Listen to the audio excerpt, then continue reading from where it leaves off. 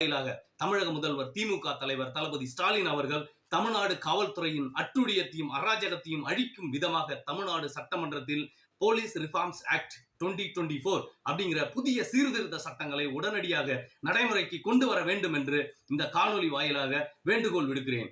அது என்ன இந்த காணொலி வாயிலாக நான் சொல்லக்கூடிய கோரிக்கை அப்படின்னு பாத்தீங்கன்னா, முதலாவது அதாவது ஒரு தாழ்ந்த அதிகாரி, அதாவது சப் இன்ஸ்பெக்டர் லெவல்ல இருக்கக்கூடிய ஒரு அதிகாரி தவறான பொய் வழக்கு போட்டா அவருக்கு மேல இருக்கிற அதிகாரி அந்த வழக்கை ரத்து செய்ய வேண்டும் அப்படிங்கிற ஒரு சட்டம் கொண்டு வரணும், ரத்து செய்யணும். அந்த பொய் வழக்கு பதிவு பண்ண சப் இன்ஸ்பெக்டரையும் நிரந்தர பணி நீக்கம் செய்யணும் அப்படிங்கிற கடுமையான சட்டங்கள் வரணும்.